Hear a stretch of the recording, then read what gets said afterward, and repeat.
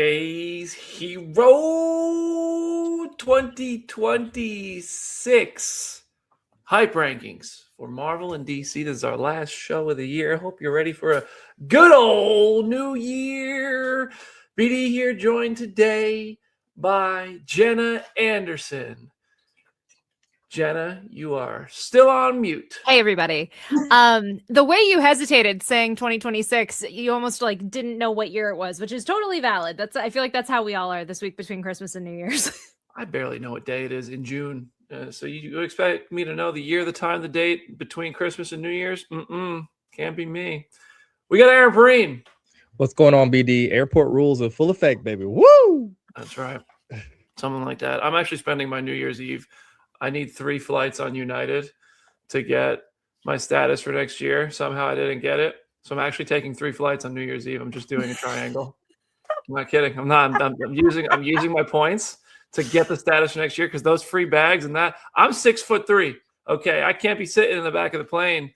I get a preferred seat if I'm. Anyway, that's how my New Year's is going. Obviously, aside from my 2026 hype rankings being broadcast to the world. Jamie, how you feeling? Oh, I mean, if we're working by airport rules, should I go make a cocktail? I mean, let's go. Oh my gosh, I'm with you. I have like no concept of anything right now. Like truly, deeply. I feel like Phase Hero After Dark should always be airport rules. Yeah. I think it's just more fun that way. All right, so here's what's happening today, everybody. Welcome to the show. This is our final episode of 2025. It's our 2026 hype rankings episode. We just did our 2025 top 10s of anything, movies and TV. This is Marvel and DC. And so there are 12 eligible titles. We will all be sharing our top 10s. On the DC side, the eligible titles are Supergirl, Lanterns, and Clayface. On the Marvel side, we've got Wonder Man, Daredevil Born Again Season 2, X-Men 97 Season 2, The Punisher Special Presentation, Spider-Man Brand New Day, Your Friendly Neighborhood Spider-Man Season 2, Vision Quest, and Avengers Doomsday. And on the sort of Marvel side of things, but the Amazon Marvel side of things, which who knows what this means, if it's going to be good or not, but it's happening, and we're excited for it, Spider-Noir, which dropped a poster, and I think a little bit of footage at CCXP. None of us have seen it, though. Was there footage of CCXP? I didn't see it if there was. But I did see the poster and stuff. So the Spider-Noir series that's going to Amazon is part of this. If we somehow forgot something, let me know. I think because we all kind of forgot about the Punisher special presentation being next year until a couple days ago. And I was like, shoot, we forgot something. And also, I like to caveat this. I do think there's a version of this where Vision Quest is not a 2026 title. I think that's even a likelihood. I mean, Wonder Man was on our hype ranking last year, so it happens every single year where something gets. No, I definitely think there's a pretty good chance. I mean, the reason Vision Quest is on here is because the New York Comic Con panel ended with the final thing we said. I said, Brad, anything else you want to tell everybody? He said, it's coming next year after we watched that awesome Vision Quest teaser. That wasn't in the show notes. And I don't know if that just kind of got thrown out there. So I don't know if Vision Quest is actually going to be this year. I think December belongs to Doomsday, and I'm not going to be shocked if Vision Quest gets pushed back to January or maybe even later. But I would love it if it is this year. Why not throw it out there in November and give us a good lead into Doomsday if it's in there? A lot of start. We'll get to Vision Quest. We'll talk about Vision Quest when we talk about Vision Quest. Unless it's on none of our lists. Maybe nobody's excited for it. All right, so you guys know the drill here. If you're watching the live show, you're welcome to comment along, get your lists ready, get your 10 through 1 ready from those 12 titles. Drop them in the comments as we move them along. If you're listening in audio form, if you're watching after the fact, send us your rankings. You can send them in full form, 10 through 1. You could even do all 12 if you want. You could put somebody last. We're sparing the bottom 2 from having to be explained why they're last on our show today. But this is how we're ending the year, by looking ahead. And I think I'm going to pull up our video here. There it is. And I will go first, and it's already revealed. You can see it. My number 10 is Spider-Noir. Wait, we got to readjust. There we go. How's that looking? Boom. My number 10 is Spider-Noir. I honestly don't know a ton about this show. I hope it plays with the canon of the Spider-Verse movies that Nicolas Cage played Spider-Noir in. I've seen the footage, not the footage, I've seen the photos that made their way online from filming. It looks cool. It looks sick. I think it's going to be pretty fun. I hope it has a sort of HBO Max prestige level to it, if that makes sense, with Amazon. I think there's a lot of potential for them surprising us with the quality of the show. Spider-Noir, probably going to be pretty fun. Don't know enough about it yet for it to be much higher. And I'd be lying if I said Spider-Noir is a character that I have any like love or obsession or affinity for beyond really his role in the Amazing Spider-Verse movies. So it's my number 10. It's also my number 10. Oh! I'm so happy that you had it on here, BD. I wasn't sure, given your Sony feelings. You were still posting about Madam Web the other day. Like, Oh my God, let it go. I Oh, know. never. I see. I'm excited for the show for a lot of the reasons that BD just said, but I'm also excited from the noir, like old Hollywood perspective. I feel like there's a lot of fun to be had with that. I do wish they would fully commit to just airing it in black and white. I understand that they're like, we're also going to show it in color. I feel like that's a little bit of a cop out, and I feel like it would be fun to kind of train the audience to understand the noir film tendencies and like fully commit to watching it in black and white. But I think the show's going to be really, really interesting and a lot of fun just seeing Nick Cage just kind of like go bananas in this role. Mhm. And I don't know, like you get Nick Cage doing live action Marvel. Like we didn't think that was possible for the longest time. I'm definitely here for it.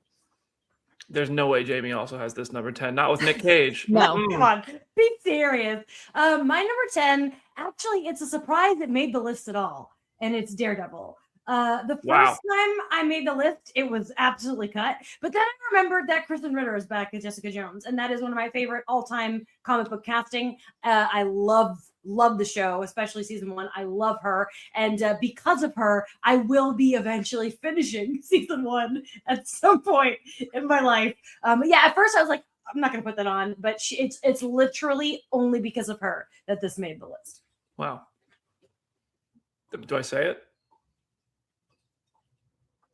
Go ahead, say it. Say it. Jamie hates Daredevil, confirmed. I don't know if she hates it when she hasn't even seen all of it. I'm just kidding. Right, exactly. You Wait, you can't know hate something. I liked what I saw. I did not dislike it. It just didn't excite me, and I wasn't like, I don't know, it felt like homework. That's why I didn't. Theirs is the least Jamie's ever pushed back on me saying she hates something that she doesn't actually hate. So now I'm kind of worried. Now I'm a little No, I worried. don't hate it. I don't hate it. I like them a It lot. needed more of "We Built This City" and Kingpin just awkwardly clapping.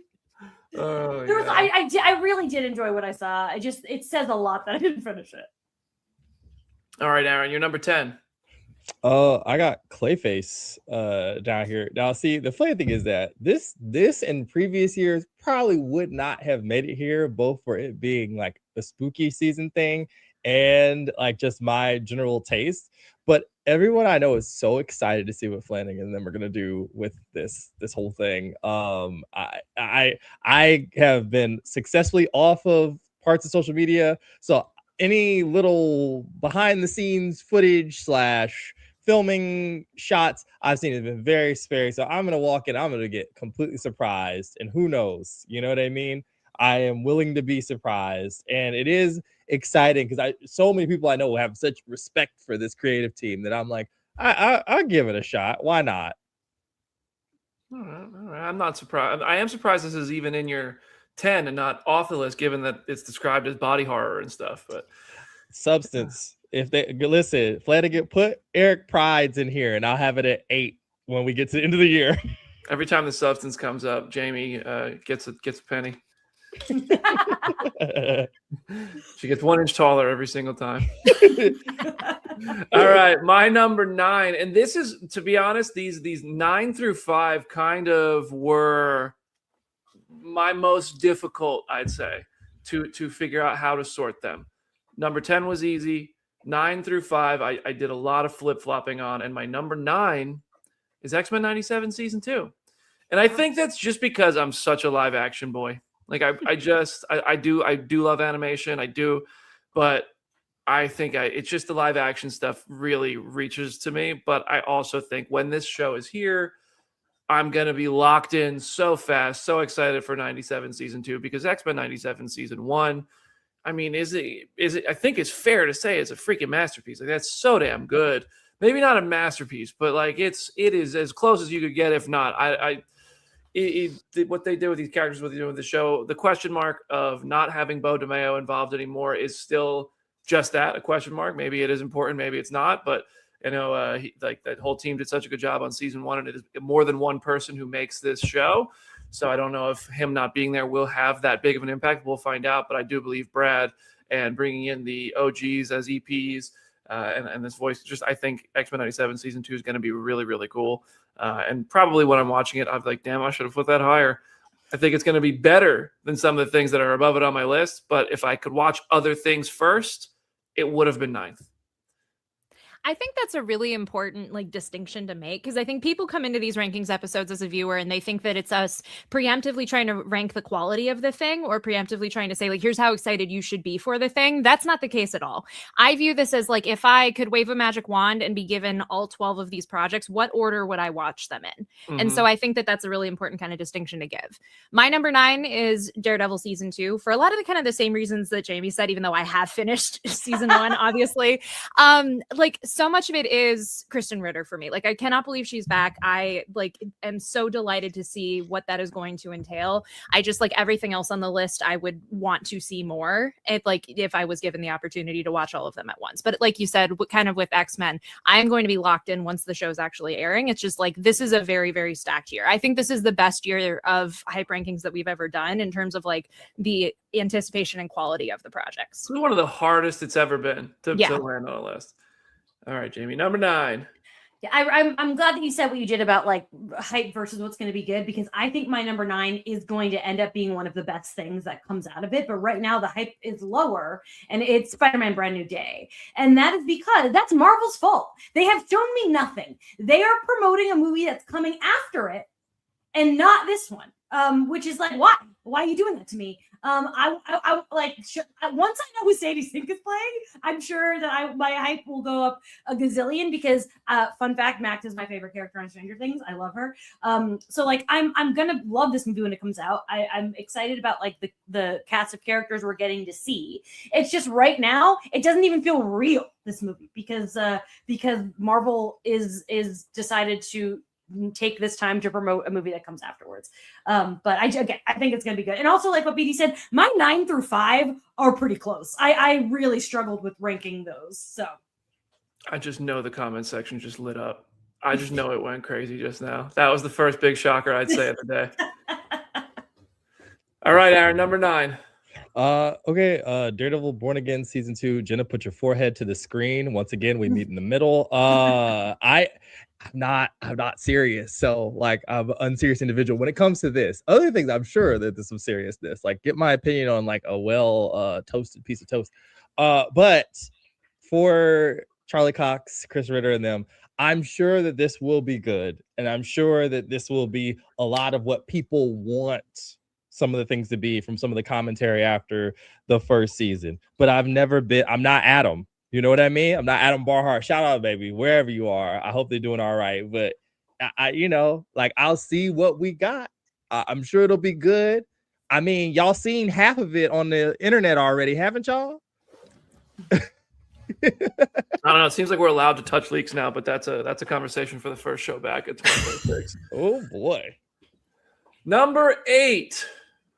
I have Clayface here. September 11th, 2026 is when Clayface drops. The set photos are very exciting.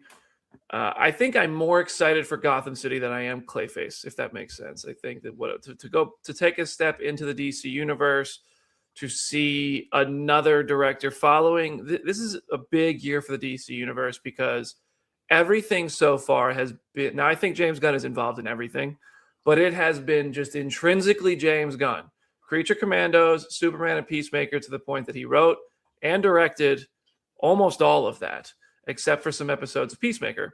Now this year we get Supergirl, Clayface, and Lanterns, none of which have James directing, but has a ton of great talent involved. And I think Mike Flanagan's going to do a good job with this. But I think at this stage, I think Clayface is an awesome character. I think Gotham's dope. I can't wait to see what they do here. It probably ends up quite high on the list, because I think the movie's going to be very, very good at the end of the year. But I right now, if I could choose which ones to watch first, this wouldn't have exceeded the ones above it. That's pretty much where I landed. All right, my number 8 is Wonder Man. I feel like we've been putting this show on hype rankings for like several years at this point, kind of to the point we were making earlier about Vision Quest. I still cannot believe that this show is like tangibly real to an extent. Like I remember when Yaya got cast and then we heard absolutely nothing for like a year's time. And it was like, is the show even real? I can't wait to see like what he does with this role. And I think like kind of being self-aware and getting into the meta-ness of making a superhero movie is going to be a lot of fun. And yeah, just like the chemistry between him and Ben Kingsley, which is just like a crazy sentence to say and have pertain to the MCU. But I think the two of them are going to make this a really fun show. I do want to say one of the titles not on my list is Wonder Man. It probably would have been like 8-ish, but I can't rank it because I've seen it. So I didn't put it on. That's fair. Yeah. All right, number 8, Jamie. My number 8 is a Friendly Neighborhood Spider-Man, and it's kind of the same things that BD said for X-Men 97 for putting his lower, which is just like, I loved season 1. It was such a great moment in time. I am looking forward to season 2, but like, I'll be honest, I haven't thought about it much. Like since season 1 ended, it hasn't been on my mind. Tony bought me a t-shirt, and every once in a while I see in my closet, and I go, oh yeah, that's a show. I liked it. But other than that, that's the only time I think about it. But like when it's here, I'll be hyped. But I can't say that I'm just like running around like, yeah, Friendly Neighborhood Spider-Man season 2, let's go. But I do think it's gonna be good. I'll tell you that right now. What were you running around like? Yeah. If you only listen in audio form, thank you. We love you. But you're missing out on some great animated moments here. No pun intended, given the topic. All right, Aaron. Top 8, MySpace. My God. Wow. MySpace. Wonder Man.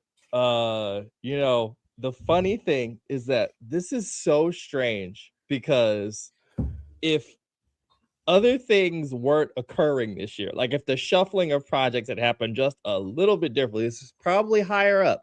But I am excited to see Yaya. I think the marketing stuff for this already has been so ridiculous, and I'm one of those people that I don't really mind if like, okay, where does these horses go back in the barn? I gave up on that. I don't care. And it's funny, James, you get to pass that too. If ever one of these things ends and the horse ain't back in the barn, I am not gonna hold that against you. I would be like, well, all right, we'll see where that resolves. I'm just interested to see before Doomsday, to Jamie's point, eats everything on the Marvel side of things. One thing that's like, okay, well, here we go. Here's one more self-contained thing on the way out. I don't know.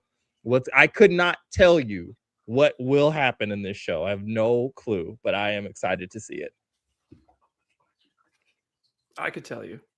Shut up.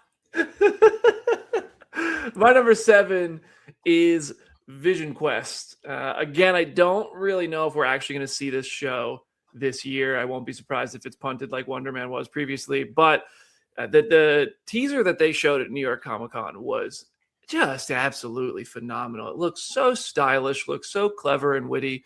Paul Bettany back as Vision, James Spader as Ultron, not only as the Ultron as we saw him in robot form, but literally as a human form of Ultron. We have Edith and Dummy and all these other different Stark Tech characters being realized in human form, and I'm curious what that's going to mean. I'm sure this is going to be some kind of play on our current struggle with AI. And I just think it's going to be really interesting. And it's also a show that at this far out has so many question marks around it, which is why I didn't put it ahead of some other things. That teaser alone, though, if this show is as good as that teaser, I mean, it's going to be great. It's going to be fantastic. I wish that teaser was online. But yeah, Terry Matalas. Yeah, you and me both. Yeah. Terry Matalas as showrunner is a really good move. And I'm not just saying that because he was at the New York event for Phase Zero Live, but talking to him and hearing about the show and just hearing how much people love his work on Star Trek just seems like a great set of hands to put this show in. So that's why Vision Quest is my number 7. My number 7 is X-Men 97 season 2. It feels like we've been seeing footage of this season at cons for like literal lifetimes. Like we were in a completely different state in our lives when we saw that footage at D23. And it feels like we still know like so little about the actual plot of the season, but that hasn't stopped me from being excited. I think they found something really magical and really cool with this show. And to BD's point from earlier, like it is such a group effort to make this show what it is. And so many pieces worked so beautifully in season 1 one. Like, I cannot wait to see where things go from there. If they handle things as well as they handled the Madeline Pryor episode from season 1, then like I am going to be very, very happy. I think you killed. Was that a continue? Oh, okay, that was a continue. For my number 7, I have Wonder Man. I think it is there's a couple reasons why it's not higher, because I am so excited to see this duo. But when they first announced Yaya, I lost my mind, because I just assumed we would get to see him make out with Elizabeth Olsen. And it is clear that that's probably not going to happen. I think that would be an insane twist if she shows up in the show. I have exactly 0% hope that's going to happen.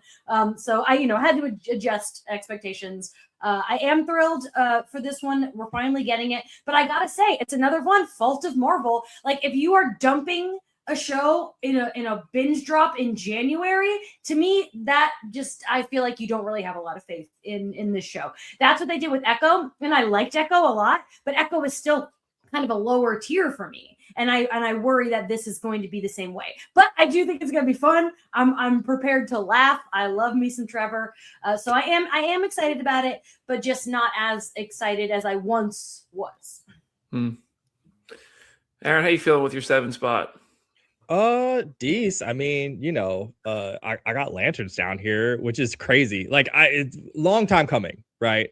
Waiting forever for this character to make its way to live action. Tons of fan casting, tons of nonsense reports, all this stuff. And now you've got a literal show. There's like clips. I assume it is real. I assume, Lord willing, I make it to premiere date, I will finally get to see this. We've joked around on the show before. Brightest Day, Darkest Night, big influences on a younger Aaron Perine. Any bit of the mythos we can shove on in here, I am more than willing. I sent Chris, I sent Jenna's household, Swerve Strickland's entrance from freaking All Out over a World's End, AEW World's End over the weekend, where he was dressed up like a Green Lantern with a freaking light up ring. It was sick. And I don't know if that's just cross-promotional nonsense from WB, or maybe we're all just excited. I think this is going to surprise some folks. And for people who really like a more, I guess, grounded take on it, until they start flying, because at some point, they're space cops. It has to get fantastical at some point. But I think that will speak to a lot of people. So just happy it's finally existing. Thank God. All right. My number 6, comment section, drop your 6s. This might surprise you, but this is where I have Daredevil Born Again season 2. And this is how this sort of gap here, 5 to 9, is where I really struggled with. I love Daredevil Born Again season 1. Very excited to see Kristen Ritter back as Jessica Jones. I think Aaron Moorhead, Justin Benson are doing a great job in directing their episodes. I don't know who the other directors on this season are. I've only heard good things about it, only seen good things about it. That New York Comic-Con trailer, Set to Lithonia by Childish Gambino, was phenomenal. I think the show is going to be really, really epic. I also think there's going to be surprises in this. I don't think Kristen Ritter is the only person coming back for this one. That's not knowledge. That's not a scoop. That's just a theory. But yeah, I think Daredevil Born Again season 2 is going to be awesome, and I'm very, very excited for it. I think once it gets here, come March, we're going to be having a good time with that one. I know I will, because I'm caught up on Daredevil Born Again. So.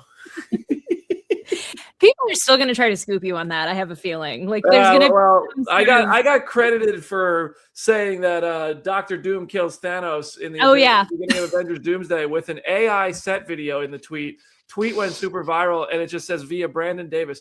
I literally never said that, and if I knew that, I definitely wouldn't say it. And that same account had like 3 other ones too. So I'm not gonna lie, I screenshotted it and put it on Facebook and monetized the post and made like $14 debunking it.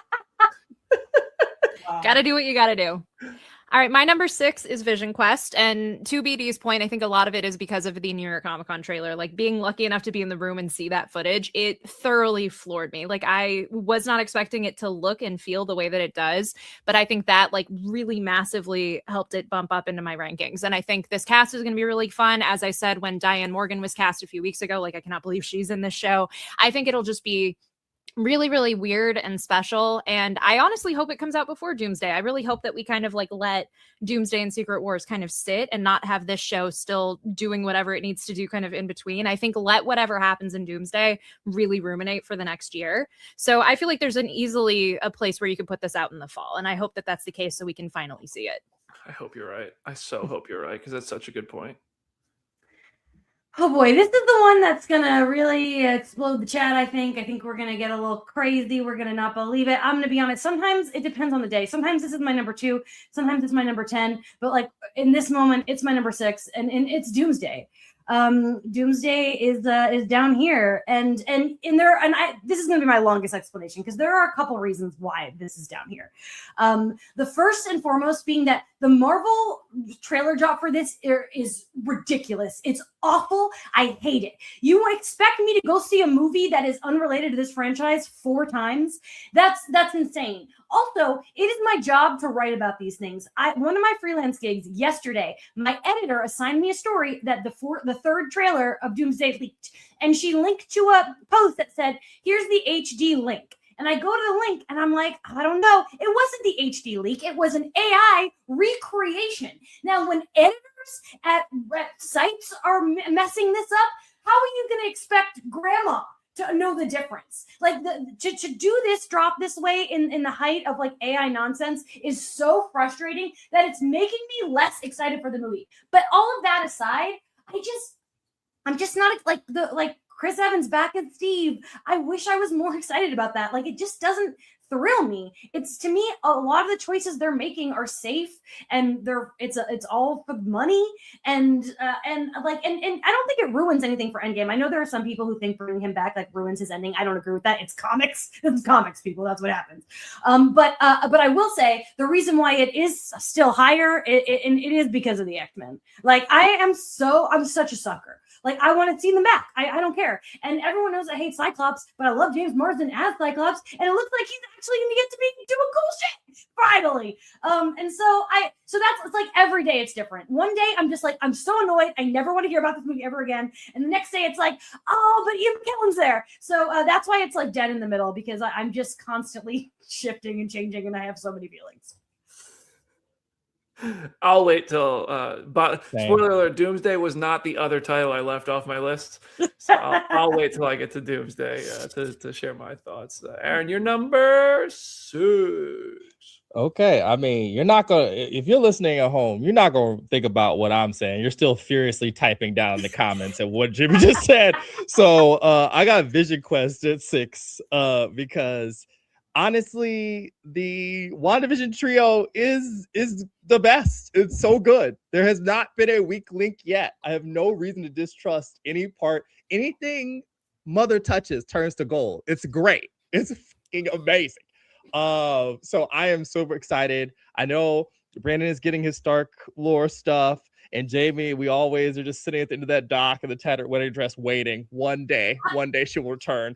But I'm also excited because we haven't seen White Vision, and you can't have Children's Crusade without White Vision. So, it's going to be pretty high up. There's always an angle.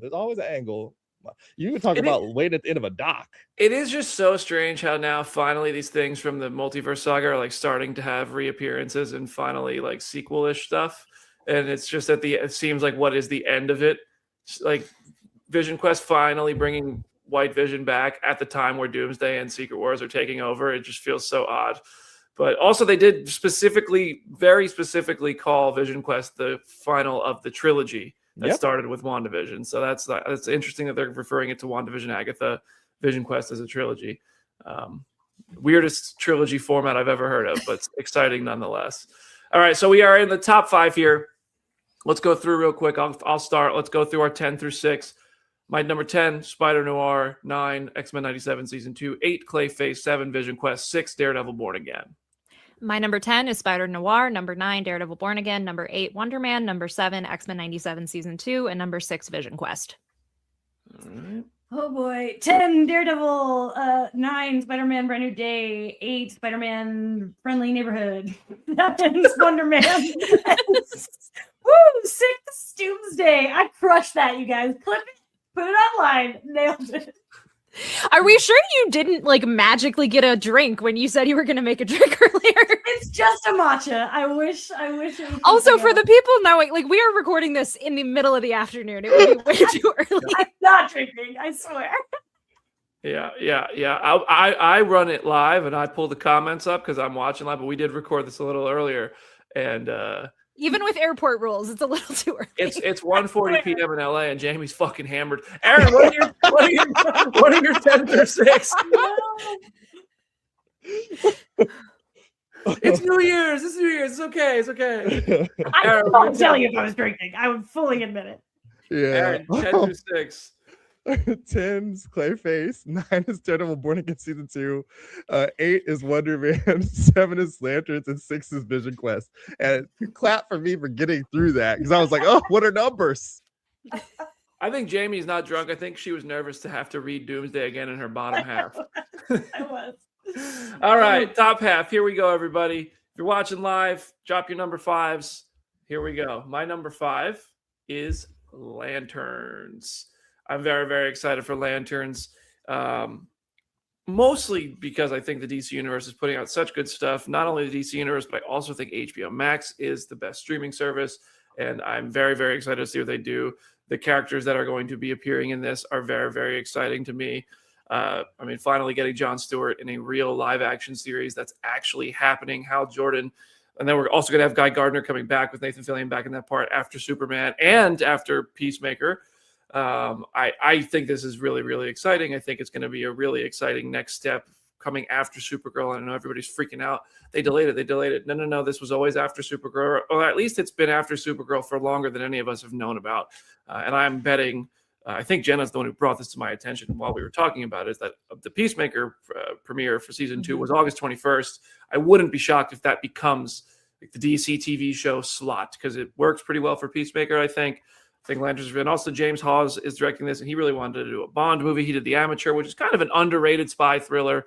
I just think this has a really good creative team and a great cast of characters that I'm excited to finally see debut and exist. And Lanterns number 5.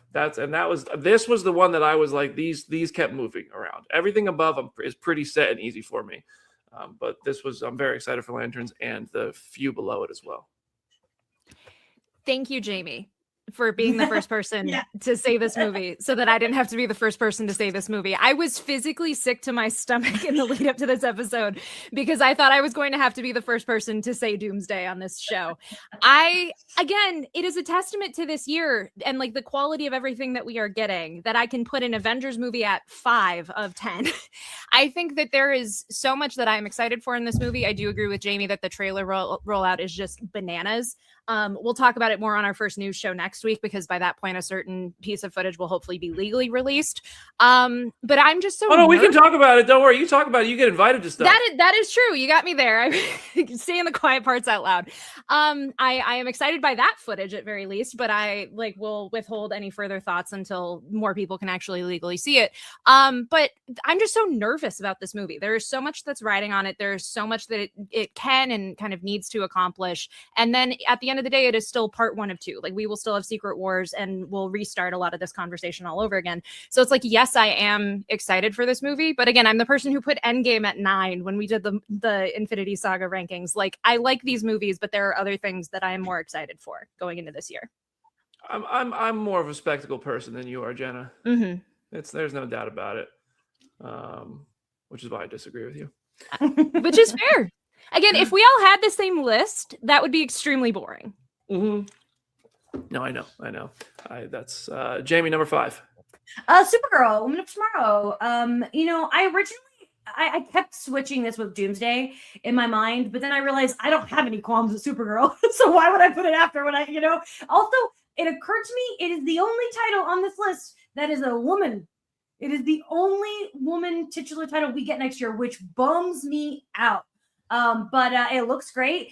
Of everything on my list, well, no, maybe aside from Wonder Man, like we've seen we've gotten a good trailer. We know stuff. We've met Millie as this character briefly, and I think she's going to be incredible. So yeah, I'm hyped for it, and that's why I made my top 5. Which, like, just like last year with Superman, it's kind of they're surprising me with how much I'm interested in the Supes fam. There was a time in my life where I wouldn't have given a shit about these people, and so that's a testament to James Gunn and his and what he's doing. And like we talked about, I love Craig Gillespie, and I'm really excited to see what he does with this. All right. Aaron, number 5. Oh goodness. Okay, so we got X-Men 97 season 2.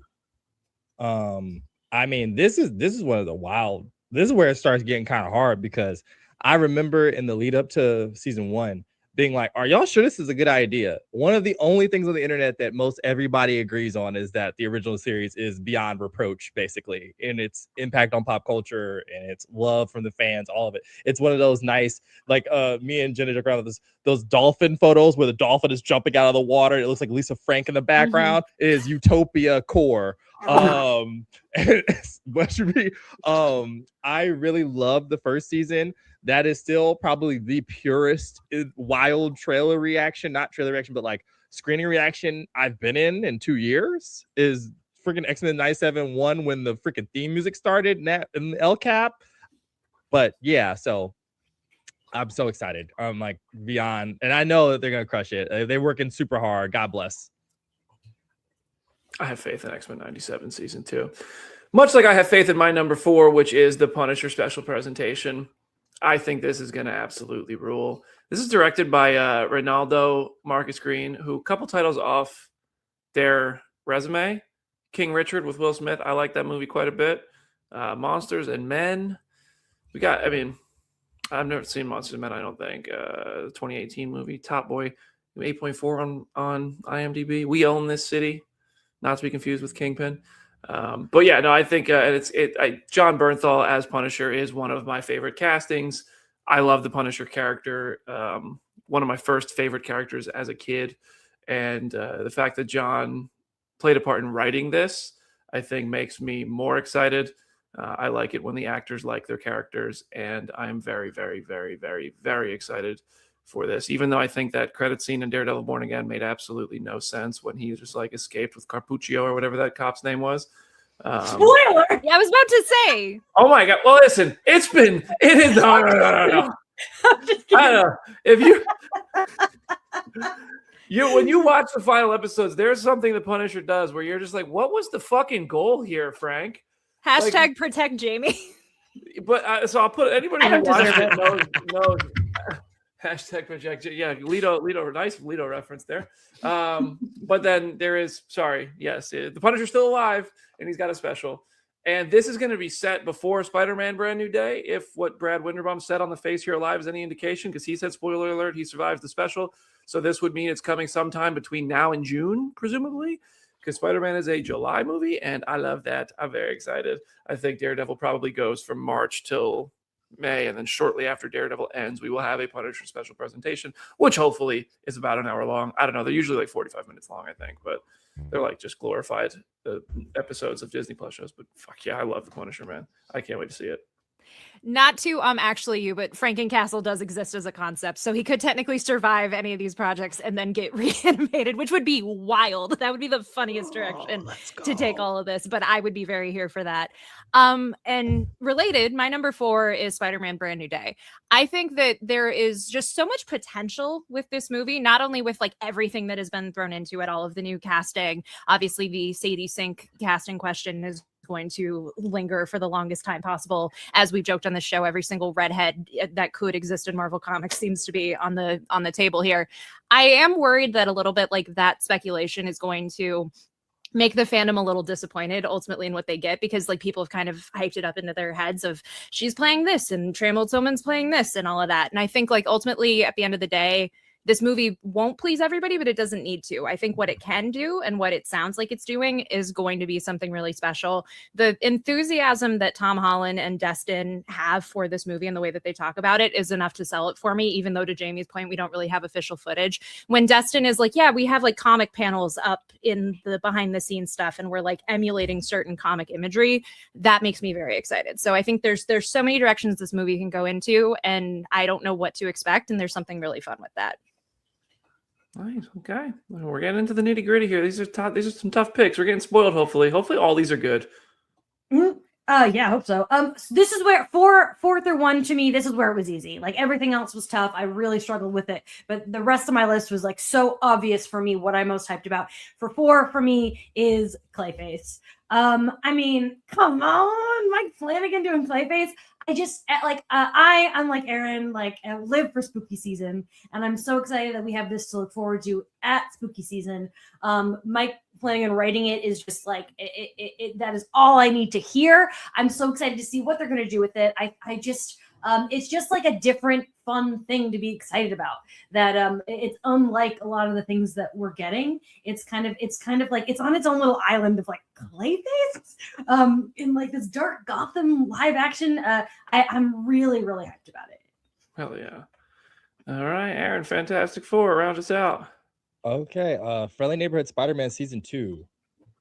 Jeff, don't say I never did nothing for you, baby. I really love Season 1. Like, in a world post Miles Morales, in a world post Spider-Verse, finding a way to make the Peter Parker Spider-Man story still feel like a different thing than all the other 8 million versions of this story is something to drastically be commended upon.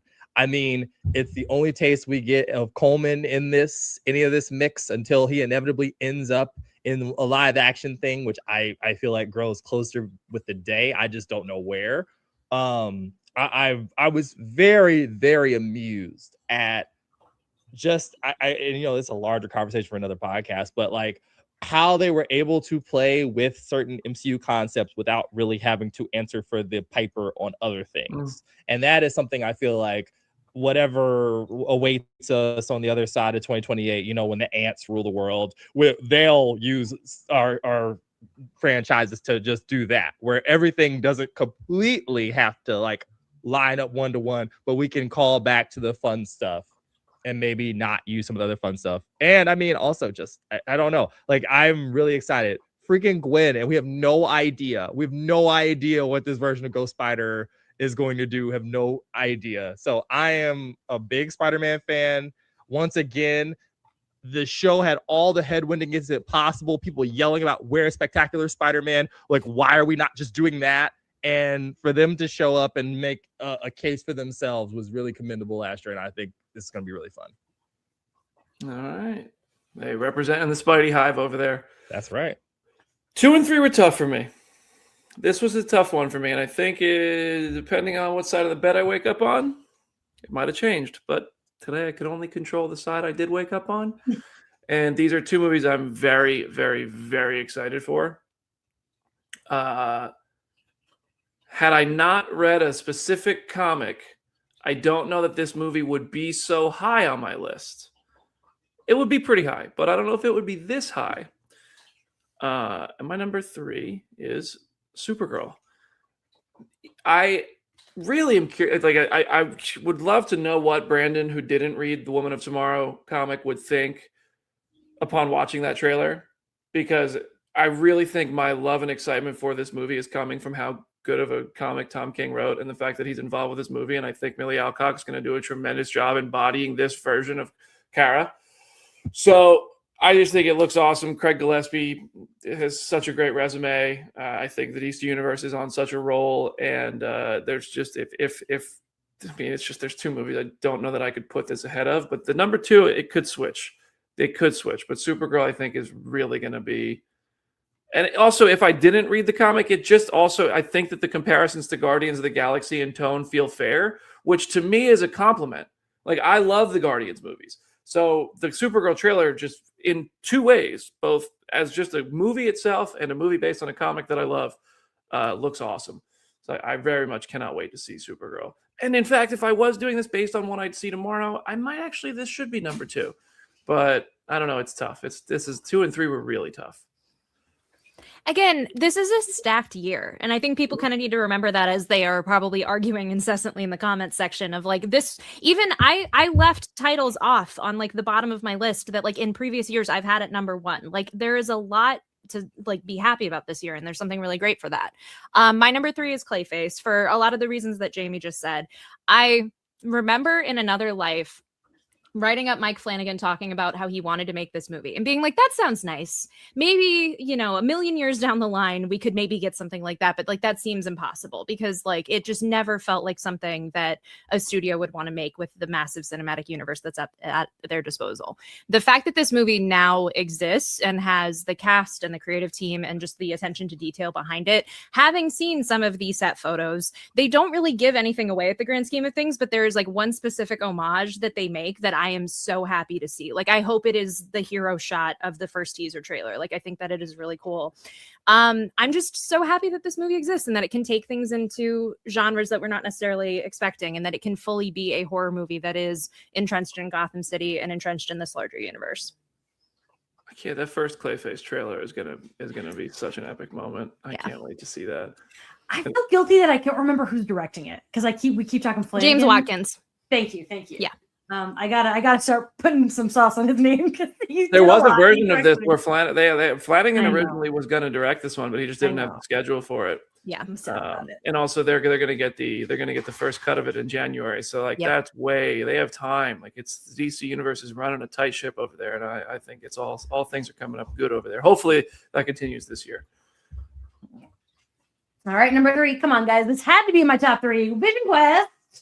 Listen, if you were right now going to have me do like, what's your Letterboxd top 4 of MCU projects? WandaVision and Agatha would be on there. So obviously the third part of their trilogy is the thing that one of the things I am most excited about. Like even, I don't think I'm going to like this as much as those other 2 because it does not star a woman. And that's part of it. I highly doubt women will be kissing in Vision Quest, unfortunately. That's, not as exciting, but Vision's important, and as Aaron said, like we're all just hoping for a Children's Crusade. Like this is the goal. This is what we want, and Vision Quest might get us there. The fact that they're calling it the third of this trilogy, like yes, top 3, no question about it. I need someone to clip that when like Edith and Friday are 2 random women on the show kissed. Yes, robot girl kisses. You're gonna be having sex with robots. No!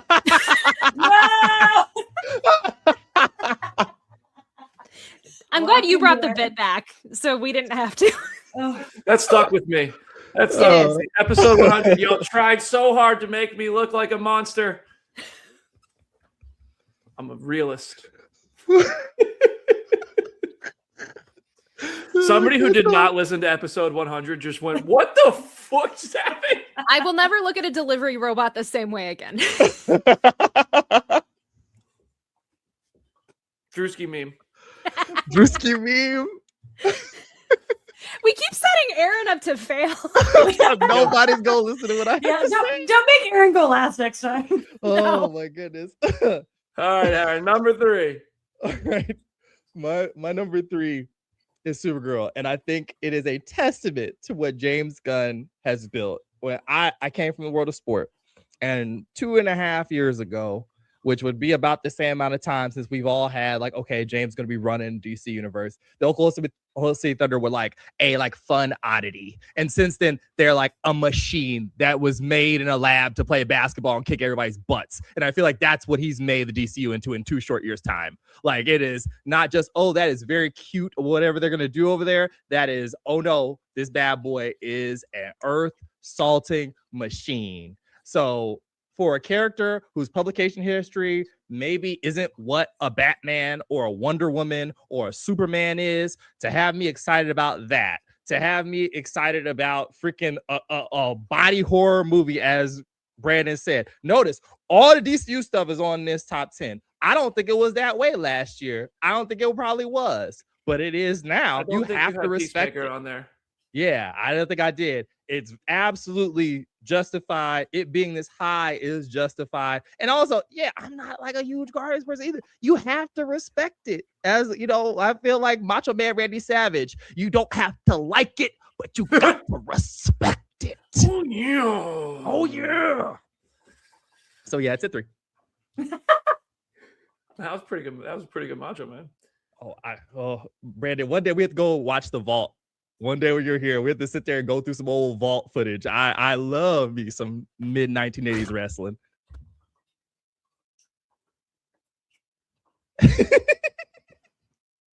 You got that reference. You understood that reference. All right, my number 2. I unplugged my microphone. If I sound weird, because I got to fix my microphone when I'm done talking here. My number 2. This was tough, and I think I'm gonna like this movie a lot. Spider-Man: Brand New Day. Now, not only am I a fan of the Tom Holland Spider-Man trilogy already with Homecoming, Far From Home, and No Way Home, I adore all 3 of those movies. I would honestly admit No Way Home, not a fantastic movie, but fun as hell to watch. The story of that movie, I could poke holes in it as long as I'm awake. However, I will watch it again and again because I had so much fun watching it. I love Homecoming. I think that's the best of the trilogy. I think it's a really great Spider-Man movie. It's one of the best Spider-Man movies ever. I think Tom is great as this part. I don't understand why the internet turned on these movies. I think you're all full of shit and you think you're edgy. I think these movies are actually great and you just think it's cool to hate on stuff now. Destin Daniel Cretton, not only did he do stuff with Wonder Man, but he did Shang-Chi, which is my favorite thing, at least in terms of new characters being introduced to the MCU post-Endgame. That is the best thing they've done.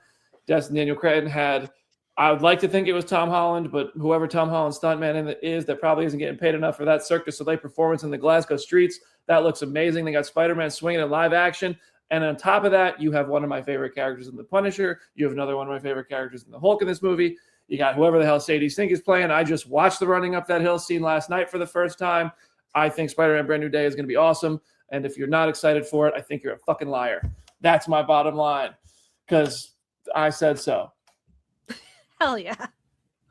All right, so my number 2 is Lanterns. Probably not a big surprise given how much I just yapped about Hal Jordan having like 5 seconds of footage in the HBO teaser a few weeks ago.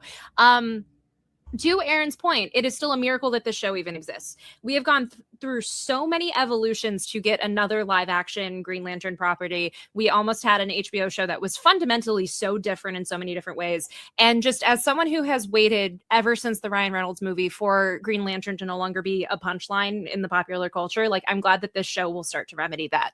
And I think Kyle Chandler is perfectly cast as Hal. I think he's going to absolutely crush it, just as emblematic by him ducking and rolling out of a moving car. And Aaron Pierre could not be a better Jon Stewart. I feel like we're going to witness something really special there. I just love the people making this show. I love everything about it. I cannot believe that it still is going to happen. And I love the Hard Traveling Heroes era of the comics, which is very the salt of the earth, True Detective sort of vibes. And so getting that in a show, I'm so in. Kyle Chandler, that's my coach. That's my coach. Jamie, you're number 2. Oh, Spider-Man Noir. Listen, this could be a Nick Cage show called Mr. Joe, and it would still be number 2. like Nick Cage show. That is a new zone from a man. Like, he's my second favorite actor on this planet. I think he's genuinely the most interesting actor to watch of all time. I don't think there is a more interesting actor that has ever been born than Nicolas Cage. And I love the character in Spider-Verse, and the fact that they're like, let's do a live action version of this is just like it's a genuine dream come true. I do agree with with Jenna that I think it's kind of a cop out to release the color version. Yes, I know, Pikachu shocked that I put this in my top 2. For the listener, Brandon has held up Surprise Pikachu for like the past minute. It's been so good. Keep talking, Jamie. Yeah, I mean, it's come on. Like I've said a million times. I don't foresee that I'll be in a position where I can like interview him, but I've said a million times like Nicolas Cage is my dream interview, and just the idea of him doing a Marvel again. Like obviously he did Ghost Rider, and it's not good, but that's not his fault. He's not a bad Ghost Rider. It's just those movies aren't good, and I'm just glad that he's back in the Marvel scene. I don't know. I'm so excited. Show. It is just, it's for me specifically. It was made just to please me. Actually, I was there. Jeff Bezos was like in a meeting at top of Amazon. It was like, what can we do for Jamie Jirak? We got all the money in the world. They said Spider Noir. Oh, All right, Aaron, number 2. I Number mean, 2. okay. You got. It's only 2 more. They can't keep doing this to me, y'all, because it's hard to keep talking after Freaking Surprise Pikachu. It's very good. I got Spider-Man Brand New Day and 2. I remain entranced by what exactly this is, because if I'm to be honest, if I was just betting, like putting down odds on this is going to be the thing that reverberates more out to whatever's after both Doomsday and Secret Wars and anything else, I would imagine. Because the one thing I can tell you right now, they ain't gonna stop making Spider-Man movies. There was like a Guardian thing last week about the biggest franchise, like with the franchise they all feel the most comfortable in all the studios, and everybody's like, just Spider-Man, period. And I'm like, I cannot disagree. It's like, as long as Spider-Man is actually in the movies, they make a gajillion dollars. As long as you're not telling Ryan Coogler don't use Kraven the Hunter, they make a grip of money, you know. So yeah, I'm excited. Good to have Tom back. I love his little goofy little friend, so I'm happy that Jacob Batalon and freaking Zendaya in this thing. I don't care. People were like, they should have stayed away for more. Shut up. I don't care. Get out of here. I don't know who Sadie Sink's playing. I look forward to Jenna's 2-hour-long video explaining it to me whenever it happens. Destin's back. We don't know who else is in this movie. There's other weird rumors on the internet. For those of you who like other things that might intrigue you about who else is coming back, is it the Hulk in this darn thing? Mm-hmm. Yeah, it's a 2. It's a 2. It's a 2. It's a 2. It's a 2. All right, here we are. The number 1 spot. The marketing tour pissed me off so much that my number 1 is Your Friendly Neighborhood Spider-Man. That would be amazing. My number 1, and listen, I desperately hope that titles that you see on my list here, like Spider-Man Brand New Day, Vision Quest, and maybe somehow Daredevil and The Punisher, that would be awesome for me personally, set up this movie. But it's already had so much set up just in terms of 30 years of my life watching Marvel movies. I'm very excited for the cast that we do know about, and it's Avengers Doomsday. Now, I have not been shy about the fact I wish there was more cohesive storytelling in the multiverse saga of the MCU to make this feel more earned. This feels like if Thanos was dropped into Infinity War and he had not been mentioned or teased or anything for the 7 years leading up to it. Doom is an even bigger villain than Thanos and has not been treated as such yet. But it's obviously, we know this is a course correction. This is a pivot on the biggest franchise boat of all time. And I hope it works. Now, not only am I excited that Chris Evans is back, that trailer, even though I watched it for the first time and filmed on a 2002 potato, I was very excited to see that Chris Evans is officially back as Steve Rogers. I obviously love these characters from the Infinity Saga, all of them from the Infinity Saga. There are some from the Multiverse Saga that I've really, really connected with. There's nobody from the Multiverse Saga that I don't really love. There are projects I like less. But on top of the Infinity Saga characters and Multiverse Saga characters we're also we're getting the X-Men, not just Alan Cumming and Kelsey Grammer and Patrick Stewart and Ian McKellen, and I imagine, and James Marsden, and I have to imagine Wade Wilson, who's not an X-Man, but maybe was for like a second, and Wolverine. But I also, come on, we're getting Channing Tatum's Gambit. That's such good stuff right there. I love Channing Tatum's Gambit. This movie has a lot of things, a lot of the ingredients, my favorite flavors. Now, when you combine them and it's how you cook them to wonder if I'm going to like the meal, I guess. But it's enough ingredients for me to go, I want to see it right fucking now. I want to see Avengers Doomsday. These teasers are pissing me off. I hate that I already saw the next one with the, I'll see if you saw it, you know what I'm talking about. If you don't, you'll see it next week. What a terrible way to see the return of those characters. But it's still very exciting that they're back. Monumentally excited for Doomsday. And if there was one movie of this eligible titles that I could press play on right now and see it in its finished form, it would be Doomsday. And I'd be lying to anybody if I said anything other than that. And I love the Russos and McFeely too. The Thor dialogue in that teaser, the writing of Thor's dialogue alone by Stephen McFeely, it was great. And I'm a Russo's fan, so I think they haven't missed in the MCU yet. In fact, they've delivered a lot of the MCU's best stuff ever, and I don't have a problem going back to what ingredients made the best stuff ever. But yeah, that's my number one, Avengers Doomsday. I almost did surprise Pikachu the entire time you were talking because it's like everyone knew that would be your number one. Like there's no surprise there.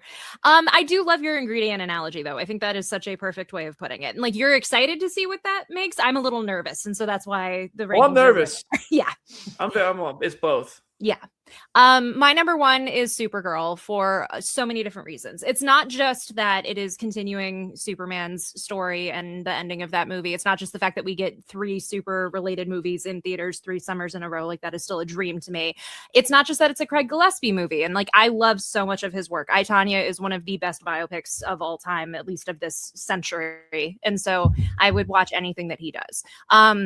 It's that we finally get to see Kara treated like Kara. I think Jamie brought this up on one of the previous shows, but a lot of times she is portrayed on screen like a girl version of Clark. Like the CW show, as much as I thoroughly love it, really only scratched the surface of who she is as a character and how different she is from her cousin. And I think this movie and the characterization that they've landed on with Millie is that in spades. And I think that's going to just be beautiful to see. The Woman of Tomorrow comic is beautiful, and I'm so excited to see how this exists as an adaptation of it, but not a direct adaptation. Like when you add in Lobo, when you add in certain visuals, like it's going to be a different movie from reading the book, and there's a beauty within that. But I am so excited. I could not be more excited.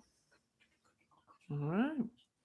Jamie, you're number one. Before I do drop it, I want to say that hearing all of you guys talk about Brand New Day, it actually kind of bumped it up a couple slots. Like your enthusiasm was like, maybe I shouldn't have put it that low.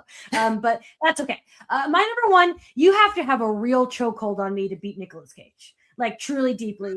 And that like seriously. And that's it's X-Men 97 season 2. Season 1, we've talked about it a lot, but the original series is just so good. And there were like the idea that 97 was going to be better never entered our minds. And then it was somehow better. And it's something that I've watched like multiple times, which I don't normally do with animation.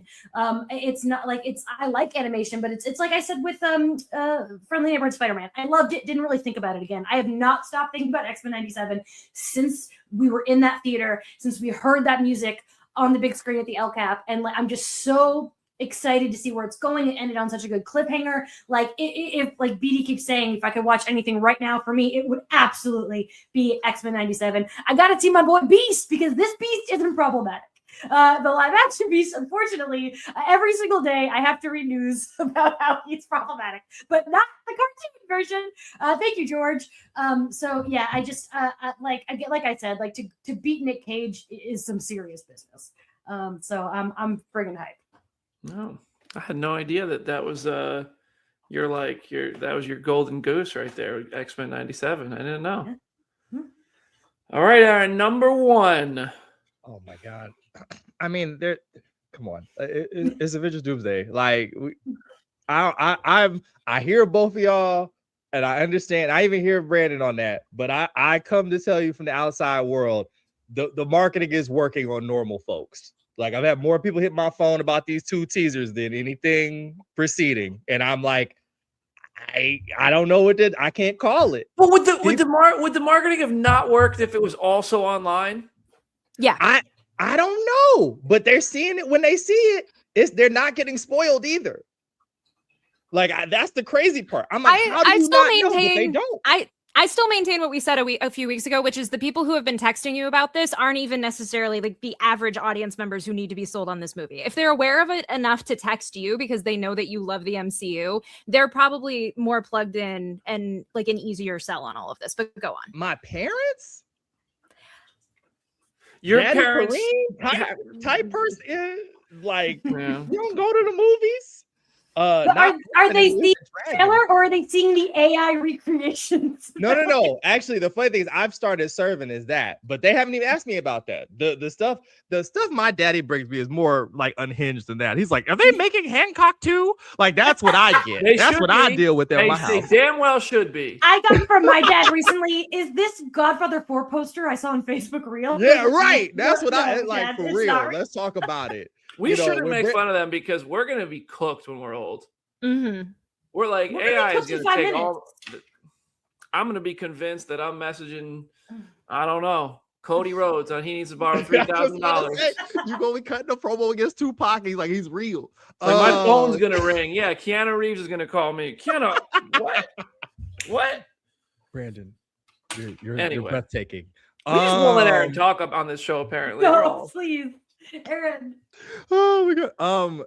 Yeah, I mean, this has been the main event for like 2 years. Like, this is what it is. And also, I mean, everybody asked for the pivot. Like, now everybody's mad. I don't know. I can't call it. It seems like especially this today, I had to write about Thor trailer today. Temperature changed amongst a lot of the fans. All they needed to hear was a bunch of these and thous and see love, him kiss love on the forehead, and we were fine. That I'm like, the same thing happened. Chris even had a baby. Why are y'all so upset? I don't understand. But you know, it is what it is. This is so far out, and December is a long way away. I don't know when we're gonna get the full trailer. I haven't seen this footage that everybody's joking around about, which I know what it is because unfortunately people have described or said that they were excited about something. So My I know bad. what the I was like- context is. I brought it up earlier, not knowing. That's the problem. Because I was asked to write It about it. don't- I didn't know we weren't supposed to talk about it yet. It don't That's what's matter. messed Well, up. no, that's exactly the problem. Is that Okay. well, no, I think like if you're like I try to ignore this stuff because it's not out for everyone yet, and we're trying to be so respectful and have a good community that trusts us and that we trust them, and it's all fun and positive. But then this shit comes out, and you're like, well, oh my god, there's that person. Here's this person and this thing.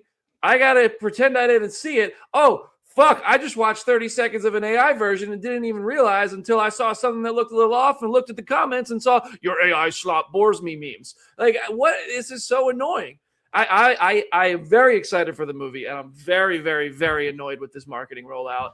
Whether it's working or not, it's pissing me off. Like, and I'm not the most important part. I'm seeing the movie anyway. I'm the least important part. I'm buying a ticket day one.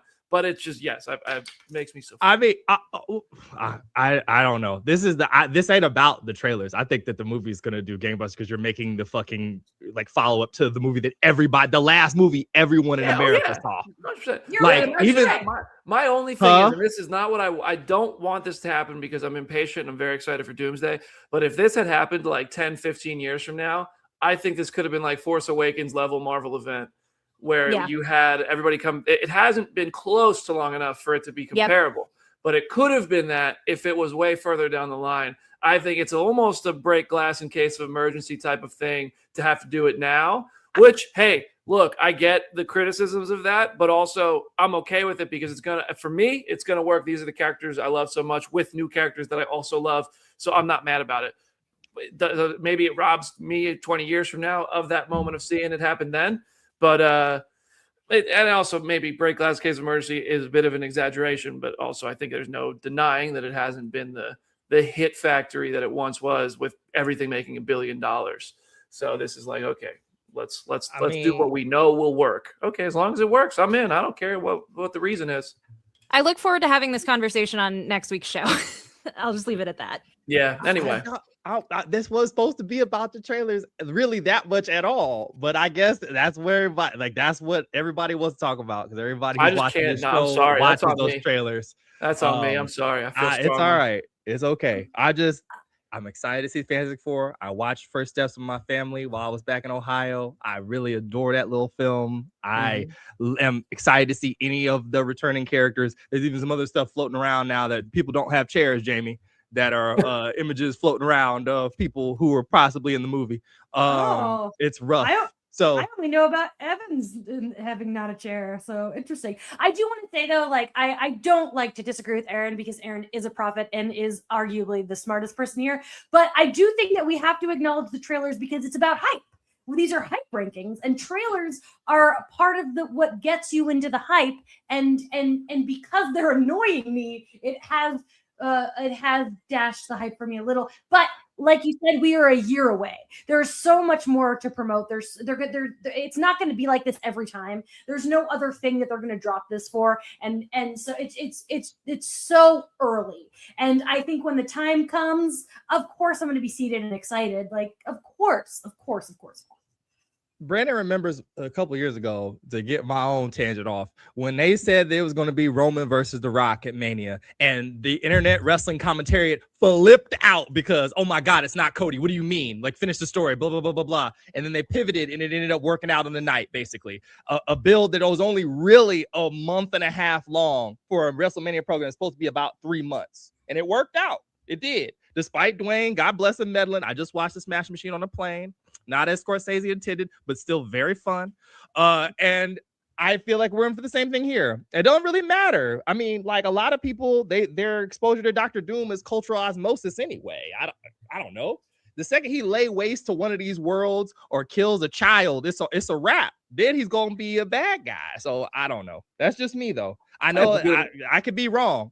I'm not infallible. Please do not go out and buy the lottery tickets and Powerball tickets because of Aaron.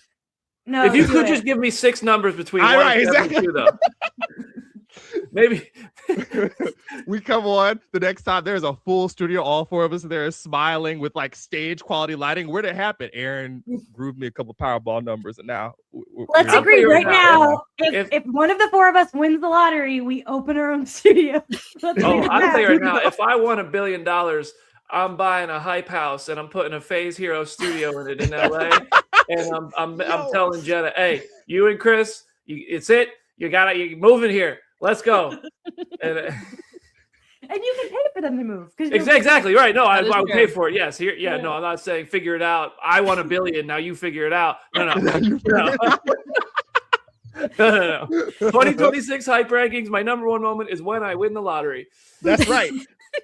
All right, real quick. Let's go through before we read our 10s back. I know everybody wanted to shout out a couple movies they're very excited about that aren't Marvel and DC. We'll go backwards this time. Aaron, what was there any movie honorable mentions you wanted to shout out? Oh God, Toy Story 5 probably, I'd imagine. The Mandalorian and Grogu as well. I'm excited for Star Wars, even though it's not Starfighter. Still excited about that. And oh boy, is there anything else? Because this is the problem. There's so many movies that come out next year. It is a gauntlet, including the release date of Avengers Doomsday. Apparently, a gauntlet. So yeah. I felt like a good week really mulling over what my top 3 is going to be. So I want you to know that I put a lot of thought into this. One is The Odyssey, which is crazy because I'm not a big Nolan girly. I think all of his movies are great. I don't think he has any misses, but like I'm just not like a simp for him as I am for like Scorsese and other directors. But The Odyssey could be awesome. It looks incredible. I'm so hyped for it. Number 2, obviously The Hunger Games. I think about it every day. I'm like I will always be a YA girly at heart too. I love it so much. And then my 3rd pick is a wild card because I think that it has the potential to be absolutely terrible and horrendous. But I love Practical Magic a lot. That movie means a lot to me, and the fact that we're getting a sequel with Sandy and Nicole is like a really, really big deal. So I'm putting that on my top 3. And I also just want to say that I'm bummed that The Mandalorian Grogu isn't on my hype list because you guys know there's nothing I love more than Star Wars. You've all been in my guest room. You know that. I'm drinking out of a Grogu cup. But there's just something about it that making the end of their story and movie just like it doesn't. I'm gonna see it, probably see it 5 times. But it bums me out that it's not in my hype ranking list. But that's it. Practical Magic 2, you better be good. I'm embarrassed that you're on my list ahead of Star Wars. I am sad that Evan Rachel Wood isn't coming back for that. Like I that does really know. bum me out. But I am excited for that. My number 1, obviously The Odyssey. Like Nolan has the blankest blank check outside of Ryan Coogler making Sinners that like anyone has had this century. And I cannot wait to see what he does with it. I hyper fixated on the book when I was in high school. So like I'm very excited to see what he does with it. I know people are already like, this armor doesn't look right. This, blah, blah, blah. I don't care. It's gonna look really fun. Number 2 is The Hunger Games for a lot of the reasons Jamie just said. The people who have read the book and the people who don't have like 2 completely different levels of hype. I hate that we talked about it on the show a month ago. I hate that a certain epilogue chapter has already been spoiled for the world, but I think that this movie is going to surprise people in so many ways and like completely shatter their hearts. And I cannot wait to see that reaction hit the world. And then My number 3 is Mother Mary, which is a new movie from David Lowery, who directed The Green Knight. I have been excited for this movie since like the second the Deadline article about it dropped 3 years ago. It is Anne Hathaway and Michaela Cole, and they're playing a pop star and a fashion designer who have this like Oh, it's dope. toxic, tragic past with each other. This movie has been a white whale for me, where I'm like that maybe will get to come out one day, and I'll be very happy about it. And they put out a trailer a couple months ago. It looks bananas. I cannot wait for that. And also, I didn't know we weren't doing graphics for this. I'm going to shout out One Piece season 2 because I'm very, very excited for that to come back. Hey, I just want to say, Jenna, I knew we'd have the same cut too. Yeah. I was ready for it. my number 1, absolutely no surprise. Put on your surprise Pikachu face. It's The Odyssey. Nolan is my favorite director. I genuinely can't wait for that, and I have nothing more to add. I mean, I guess I love the cast. Tom Holland, John Bernthal in a movie together. Matt Damon is going to be interesting casting choice. I don't doubt he's going to be good in that role because it's Nolan. I already bought my tickets for 70mm at City Walk. I'm pretty sure. I actually don't remember where I bought them for. I'm pretty sure I bought them for LA, and I don't even know if I'll be there. But I did because I refused to. If I'm not able to do something with Universal to see this movie early in 70mm, I will absolutely be there as soon as I possibly can to see it. I hope. I desperately hope that that's the time I get to interview Nolan and just be a part of that campaign in any way, because I cannot wait for that movie. Number 2. Dune Part 3. I love Dune Part 2. I think Dune 1, I don't feel the same affinity for that it seems everyone else does, but I think it's good and great. But it's not one that like just really blew me away and made me think about it a ton. Dune Part 2, on the other hand, stuck with me, and I adore that movie. And I think whatever Denis is cooking with Dune 3, probably the Messiah story, obviously, is going to be awesome. And I do think it's an impossibility that Doomsday actually happens, because there's no way those two movies share IMAX screens. But I do think that would be a hell of a way to spend a day at a theater watching Dune Part 3 and Avengers Doomsday. But my God, there's such different films too. It'd be like my brain would just be fucking cooked. And you know what? Jumanji 3. I'm shouting at. It's currently scheduled for December 11th. I think those movies are so much fun. I think The Rock and Kevin Hart together are great, but Jack Black and Karen Gillan get slept on as a result because they're also great, but everybody ends up talking about DJ and Kevin Hart. But I can't wait for Jumanji, the new Jumanji movie. Can I just add that I think I've told this story on this podcast before, where the original Jumanji, when I was 5, I saw it 5 times in theaters because my parents just got divorced and my dad didn't know what to do with me, so he took me to see Jumanji every weekend. I love Bebe Neuwirth. My biggest tattoo is of Bebe Neuwirth and Cheers. And when the second Rock Jumanji teased her in the coming back, the fact that Bebe Neuwirth is going to be in Jumanji 3, like, I will also be fucking seated. Bebe Neuwirth. Big year for Sony. Big year for Sony with Spider-Man and Jumanji. Come on. Also, a couple movies I want to shout out that none of us mentioned, and I'm actually thinking are going to be pretty fun to watch. I feel like are worth mentioning. I wish the trailer showed less, but Project Hail Mary. Mm-hmm. The trailer showed nothing but Disclosure Day. Street Fighter almost entirely because of the cast. I don't really care much for the game, but I do think Cody and Roman are enough to get me in a seat. 28 years later, the Bone Temple. Speaking of Sony, that's like in a few weeks, and I'm hearing nothing but good things. Super Mario Galaxy, probably going to be stupid, but I can't wait to be seated for that. The live action Moana, if only because of question marks, and I'm a fan of The Rock. And Hoppers, I think, is going to be really good. I'm hearing nothing but good things about Hoppers as well. So The Bride, I'm really hyped for The Yes. Bride. Oh, The I'm gonna Bride. throw that out Yeah. there too. yeah. All right. And Michael, also, I want to shout out Lionsgate's Michael. I think that's going to be pretty cool. Devil Wears Prada 2 is next I'm year. sorry, wait. What is Michael? The Michael Michael Jackson Jackson. biopic. Mhm. Okay, it's because there is a movie called Michael that stars John Travolta and he plays an angel. So I'm real curious about the Michael Jackson biopic, and I think that's going to be Digger with Tom Cruise, probably going to be Yeah. interesting. That's been a good one. So there's a lot to look forward to, but let's run through our 10 lists here to round it out. So everybody listening in podcast form just knows if you can have a good visual in their head, I guess. My 10 through 1 in that order: Spider Noir, X-Men 97 Season 2, Clayface, Vision Quest, Daredevil Born Again Season 2, Lanterns, The Punisher Special Presentation, Supergirl, Spider-Man Brand New Day, and number 1, of course, never was a doubt, Avengers Doomsday. All right, my number 10 is Spider Noir, followed by Daredevil Born Again, Wonder Man, X-Men 97, Vision Quest, Avengers Doomsday, Spider-Man Brand New Day, Clayface, Lanterns, and my number 1 is Supergirl. all right, number 10, Daredevil Born Again, then Spider-Man Brand New Day. Although you guys kind of changed my mind a little, I wish it was 2 slots higher. Spider-Man Friendly Neighborhood. I can't do that one right. It's because of the Spider-Man so much bigger when we're reading it. Friendly Neighborhood, Spider-Man Season 2, Wonder Man, Avengers Doomsday, Supergirl, Clayface, Vision Quest, Spider Noir, X-Men 97 Season 2. Okay. So we got 10 Clayface, 9 Daredevil Born Again Season 2, 8 Wonder Man, 7 Lanterns, 6 Vision Quest, 5 X-Men 97 Season 2, 4 Your Friendly Neighborhood Spider-Man Season 2, 3 Supergirl, 2 Spider-Man Brand New Day, and 1 Avengers Doomsday. All right, comments. You know the drill. Whose list do you most align with? Who do you think you have the most in common with? And how crazy is Jamie for putting Spider-Man Brand New Day number 9? And after this is over, Aaron, I will be calling you to ask why Spider Noir did not make your list. Thank you. Girl, what, you're not as angry as all the Punisher fans. I know they're like, what the heck? How could you not? Oh my God. I'll tell you what, I earned a lot of love today. I know that because I'm the only person who acknowledged the Punisher. I'm surprised, actually. I am surprised.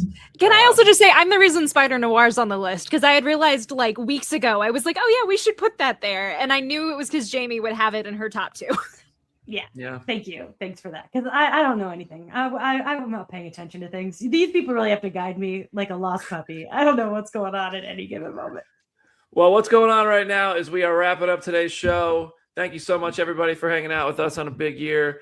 Aaron, any last words for our Phase Hero 2025 run and 2026 hype rankings? Okay. So thank you guys so much for coming along with us on all the journeys we've had this year. It's at How to Watch Free TV. We're covering free TV and movies over there. Our big like Christmas episode had Jordan Sparks on it. We're working on this week's episode now and getting out the newsletter. It's just been fun to, travel through all of these confusing streaming services and find you guys stuff to watch. It's fun to hear from the viewers and be like, I didn't know this was free. Like a person was trying to watch one of those weird Hallmark movies, Christmas movies. And I was like, through your library, you can literally get a binge pass. It'll give you a week of Hallmark Plus for free and you don't have to pay them. And they were like, are you freaking kidding? And they're like, you made my holiday. And I'm like, that's what I'm in this for. So if you want that kind of love and all of the other reindeer, come on down. How to Watch Free TV. I'm going to need you to start telling my mom what's free because I got to cancel some of these streaming services soon.